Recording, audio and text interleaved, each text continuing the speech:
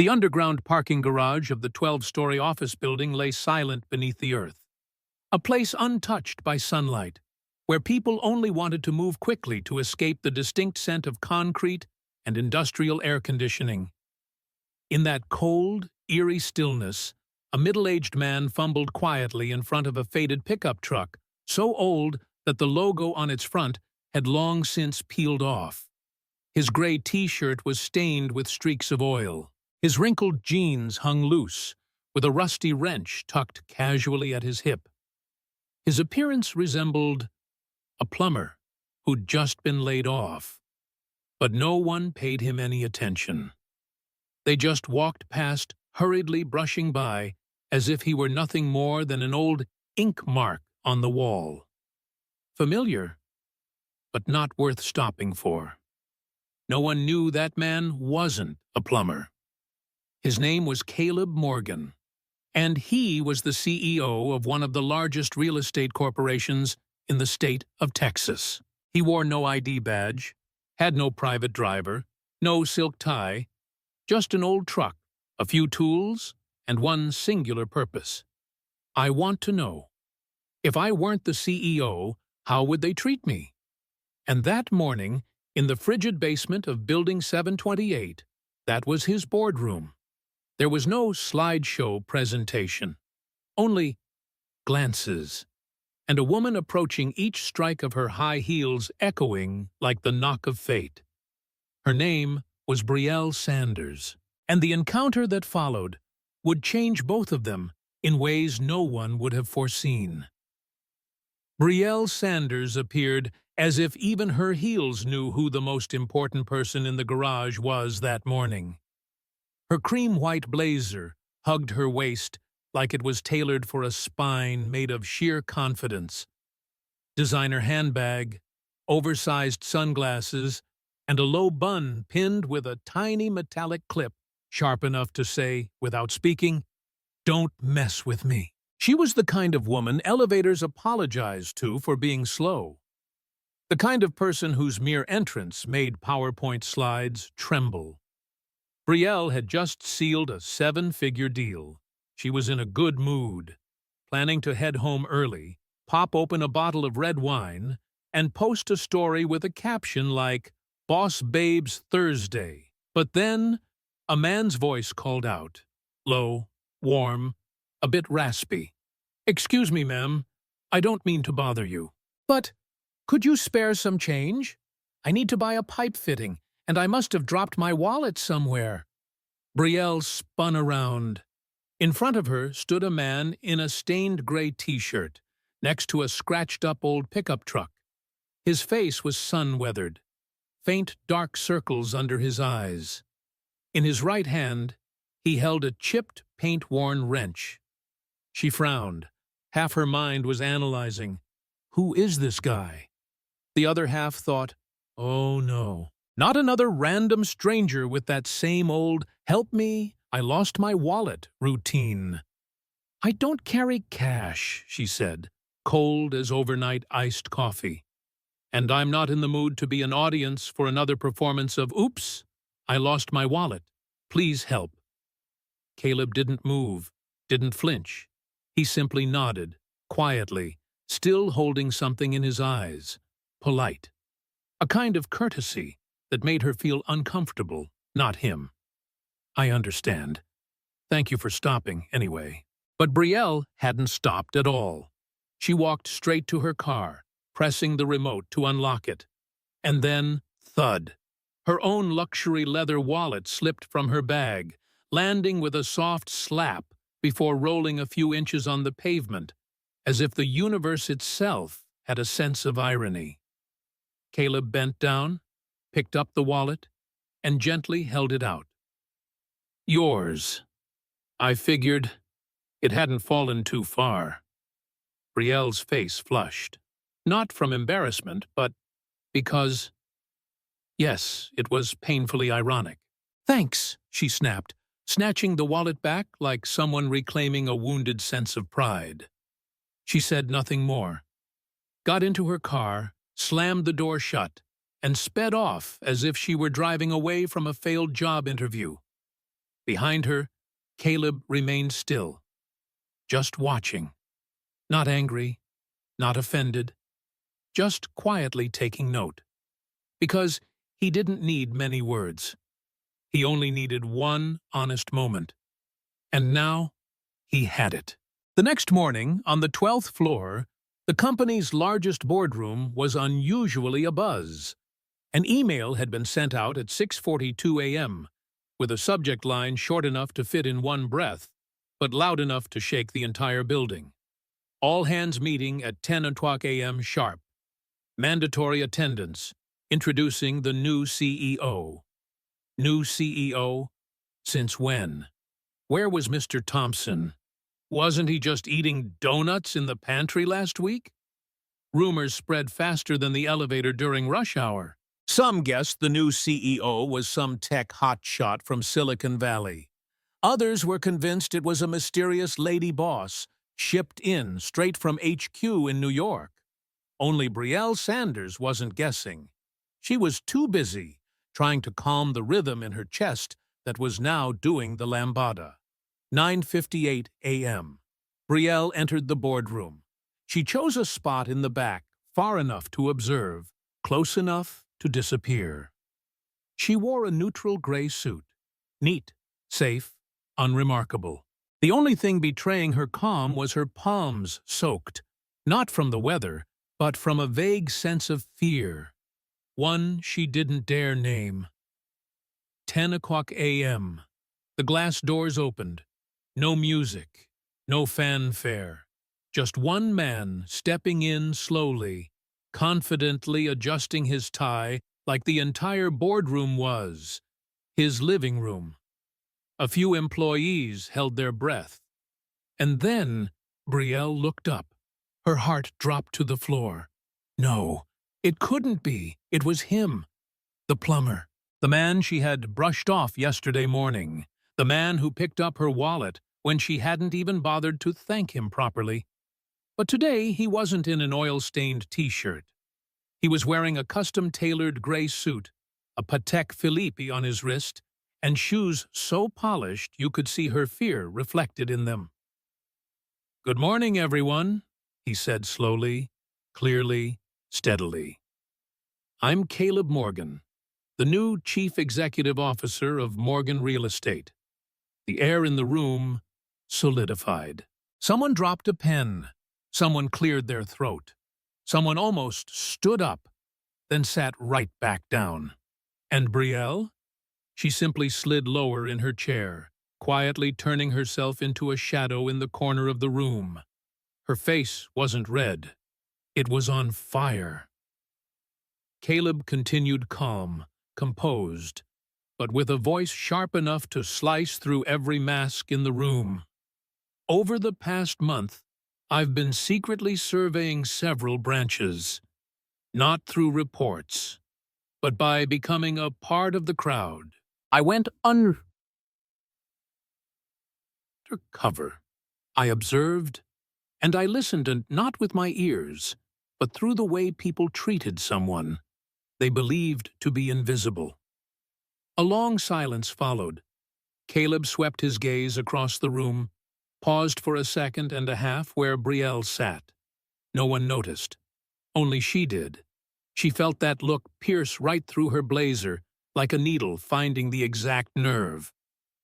"I saw kindness," he said, "but I also saw moments when just a little patience, a glance, or a simple word could have made a difference. And yet, never came." He didn't blame. He didn't name names. But to Brielle, every word felt like it fell straight into her chest, each syllable echoing cold, sarcastic, dismissive, like a remixed soundtrack of her mistakes. The meeting ended with a polite round of applause. People filed out, phones in hand, whispering theories and speculations. Only one person remained frozen in place, as if nailed to the floor. And then that voice rose again, this time aimed at just one person. "Miss Sanders. May I borrow you for a few minutes?" Small conference room, 12th floor. 10 minutes after the meeting, a glass table, 2 chairs, and an atmosphere thicker than silence that was the space between Caleb Morgan and Brielle Sanders right now. Brielle walked in as if someone had swapped the remote controlling her legs. Her hands were cold, her chest was burning, and her mind spun like she was trying to balance on a tightrope in front of 50 co-workers. Caleb didn't rise. He simply nodded as if he'd known she would come and had been waiting for exactly this moment. "Miss Sanders," he began, voice steady and low. "We've met before, haven't we?" Brielle bit her lip gently. She nodded, but couldn't bring herself to meet his eyes. "Yes, I guess, probably." Caleb let out a soft chuckle, not mocking, but the kind of laugh that only comes from someone who's seen a lot. "No need to guess. I remember clearly. The dropped wallet, the look. The way you said, 'I'm not in the mood for another lost wallet story.' I remember every word." Brielle drew a deep breath. There was no way out now. "I'm sorry, Mr. Morgan," she said softly, her voice stripped of its usual pride. "I was wrong. I judged you too quickly, without knowing a thing about you." Caleb folded his arms, tilted his head slightly. "You were wrong? To whom?" She looked up, stunned. A question that seemed simple but forced her to look inward. "I was wrong. To myself," she replied, "because I turned caution into coldness, and turned strength into an excuse to deny kindness." Caleb nodded, his eyes free of reproach, filled only with reflection. "I didn't come here to make anyone apologize. I didn't want anyone to recognize me as the CEO either. I just wanted to know, without the title, without the spotlight, would I still be seen as a human being?" The room fell silent, as if holding its breath. "You're a smart woman, Miss Sanders. Truly." But at that moment yesterday, that intelligence said nothing. It was your reaction to someone who had nothing to offer in return. That's what I chose to remember. Brielle swallowed hard. She had never felt smaller, but also never more certain that she was standing before a rare kind of moment. Not one to be forgiven, but one to begin again. "I'm not asking you to forget what happened," she said. "I'm only hoping you'll give me a chance to show you I can be different." Caleb stood, quietly, no expression. But then he turned back and spoke in a voice as gentle as a mentor's advice, yet as resonant as a bell ringing through still air. "You don't need to prove anything to me. You need to prove it to the person who'll knock on your office door tomorrow asking for guidance, for a chance, or simply for a look of understanding. You owe me nothing, but you owe yourself a better version of you." And with that, he walked out of the room, leaving behind a Brielle Sanders who didn't fall apart, but was entirely, unmistakably awakened. That night, Brielle didn't sleep. Not because of deadlines, not because a client called her at midnight, but because of a conversation that lasted less than 10 minutes, now replayed in her head like a broken reel of film. She opened her laptop, wondered, who is he beyond the title? Google answered faster than her intuition could. Caleb Morgan, founding CEO of Morgan Real Estate. A man who once sold his first home to save a charity project. A man who once went undercover as a janitor at the Dallas branch. A man who once paid a hospital bill for a cleaning staff member who hadn't dared ask for sick leave to get treatment. She read, and the more she read, the tighter her chest became.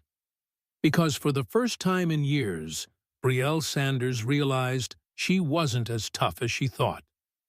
She wasn't a strong woman. She was simply a version of herself that had frozen her emotions just to survive. And now the same man who once stood beside an old truck, picked up her wallet, had used nothing but kindness to hold up a mirror and let her truly see herself. 8:03 a.m. The familiar ding of an email appeared on the screen. From Caleb Morgan. Subject: Volunteer Program, The New Kind of Leaders. Brielle opened the email. Her hands trembled slightly. The content appeared short, concise, but carrying real weight. Team, we're launching a new program to partner with homeless support centers, helping to provide skills training and reintegration support for those who need a second chance. This project needs people who believe one small action can create a big change. If you believe you can contribute, come to the conference room on the 6th floor at 2:00 p.m. today. It's not mandatory, but if you come, come, because your heart told you to. Caleb Morgan. She sat motionless for 3 minutes. Part of her wanted to delete the email and pretend she hadn't seen it. Why? Too busy, too uncomfortable, too late to change the version of herself everyone thought they knew. But another part, the one quietly awakened after yesterday's conversation, whispered, "This isn't about making peace with him. This is about making peace with yourself." 1:55 p.m. She stood outside the conference room on the 6th floor. No lipstick, no blazer, just a woman in a plain white shirt for the first time, not needing armor to feel strong. The door opened. Inside, there were fewer than 10 people, and standing at the head of the table with no microphone, no assistant, was Caleb. Shirt sleeves rolled up, no tie. A soft smile, and eyes that looked deeply human. He saw Brielle. No surprise, no raised eyebrows, just a simple nod. The kind of nod from someone who once planted a seed, and now saw it sprouting, with no need for words. We don't need 100 experts. We just need a few people who truly believe everyone deserves a second chance. That's how Caleb opened the meeting. And in that moment, Brielle knew she had just clicked on the most important email of her life. Not because of a promotion opportunity, but because it was a chance to become a better human being. If someone had told Brielle Sanders that one day she'd be stacking boxes of instant noodles, sorting old clothes, and teaching a 63-year-old woman how to write a job application, she probably would have laughed. But that was her Tuesday schedule 3 weeks after the 6th floor meeting. On her first day at the East Haven shelter, Brielle showed up in a cotton shirt, worn jeans, hair tied back, no lipstick, no laptop, no KPI board, just a paper clipboard, and a little nervous sweat in her palms. She didn't walk in as the head of marketing, but as a trainee volunteer. And her first lesson came the moment she opened the supply closet door. "This food box says priority, but it's all expired cereal, miss," an 11-year-old boy named Malik said as he sorted supplies. Brielle hesitated, flustered. She'd never really considered that an expired box of cereal could be a serious issue. She double-checked every box, quietly took notes, then smiled and thanked him. "Malik, you're really thorough." "We live here," he replied. "We sort better than the grocery stores." He wasn't bragging, just telling the truth. On the third day, she joined the group delivering lunchboxes. It started to drizzle. The road was slick. An elderly man, shivering from the cold, stayed huddled beneath the bridge, too afraid to come out. Brielle ran back to the van and grabbed the last remaining jacket. "Here you go, sir. It's not exactly stylish, but it's warm," she said with a grin. The old man looked at her, eyes red and glistening. "Thank you. It's been a long time since someone looked at me like..." I still exist. That night, back home, she sat quietly in front of the mirror, not to fix her hair, but to look deeper into herself. She used to think she was strong, but now she understood. Strength isn't about closing deals. Strength is bending down without losing your compassion.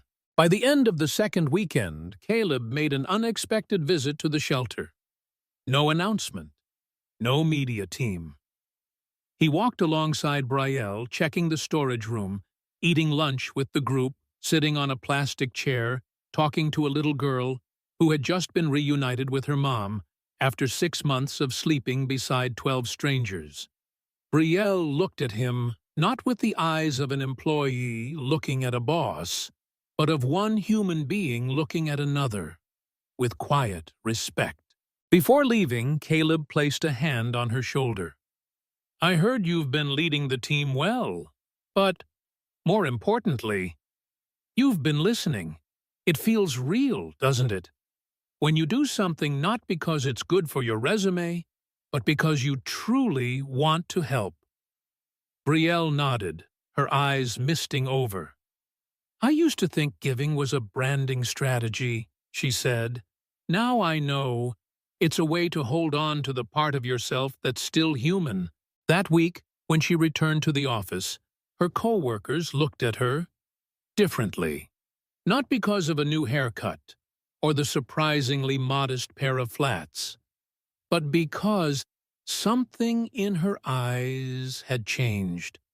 No longer sharp and guarded, but brighter, deeper, like someone who had returned from a place no one forced her to go, but where everyone who went came back better. Saturday morning. East Haven Shelter had never been so alive.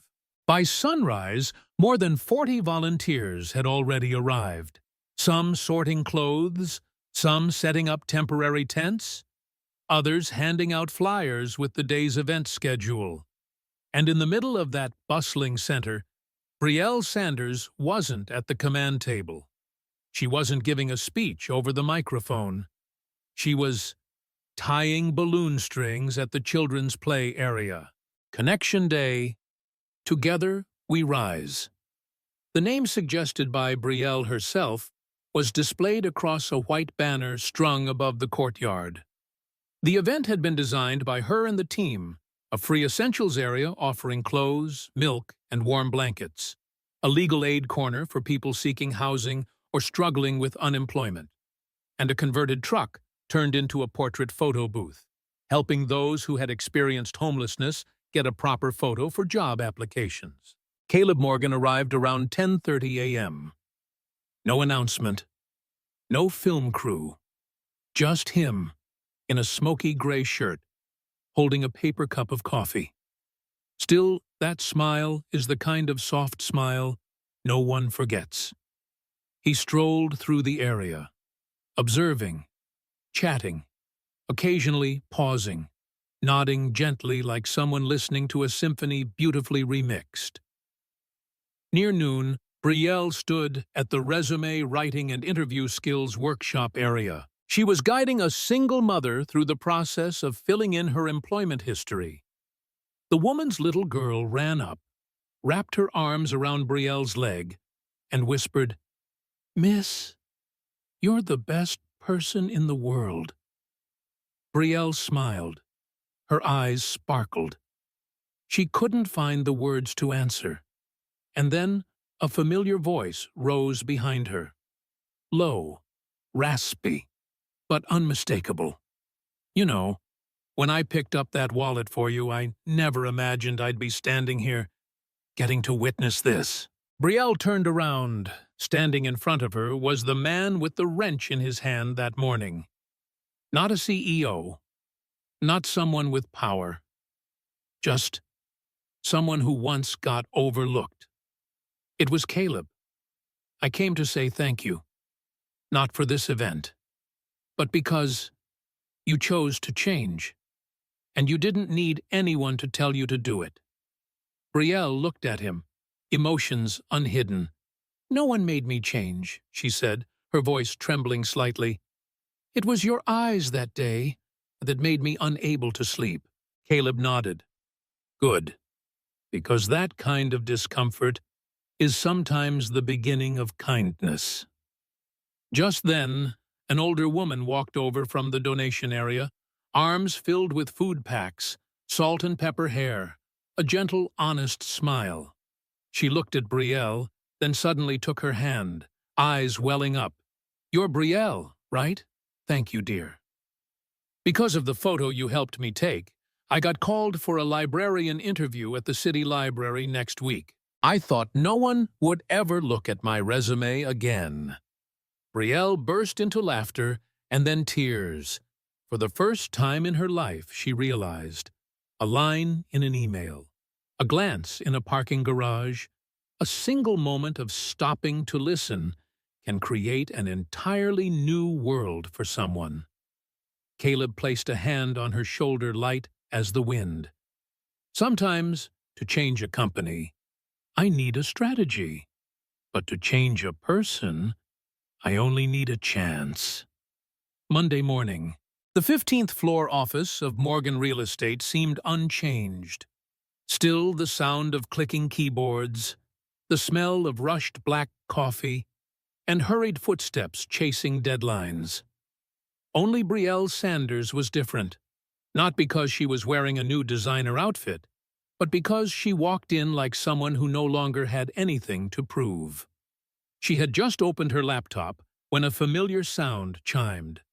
One new message, from Caleb Morgan. Subject, a small proposal. Her fingers froze. The mouse cursor hovered over the subject line like a child standing outside the principal's office, unsure whether it was a reward or the final warning. She clicked. Brielle, I think you've started to understand what I've always believed. That success doesn't come from what we take, but from what we're willing to give, when no one is asking us to. The community program you led didn't just impress me. It truly inspired the entire company. Director of Cultural Development and Community Responsibility. A new position we've just created. I want to offer that opportunity to you, not because you need a title, but because I believe you've become the kind of person who deserves to represent what we stand for. If you agree, meet me at 3 p.m. today to discuss next quarter's plan. Caleb.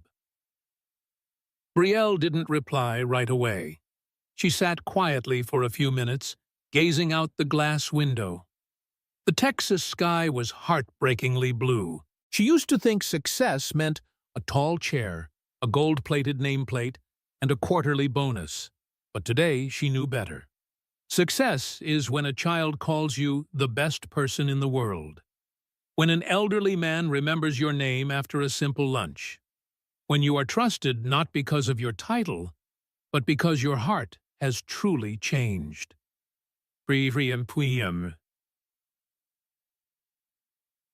Main conference room. Caleb was already waiting. Not with profit charts, but with a folder of plans for building a community network. You came, he said, in that same steady, familiar tone. Brielle nodded, a calm smile on her face. I came, and I'm ready. That night, Brielle went home. She didn't open her laptop, didn't check her email. She simply poured a cup of tea, opened the window, and wrote in the notebook she'd never used until now. The only thing I carry from the past is the lesson. And the only thing I hope to leave in the future is a little warmth for someone who was once overlooked.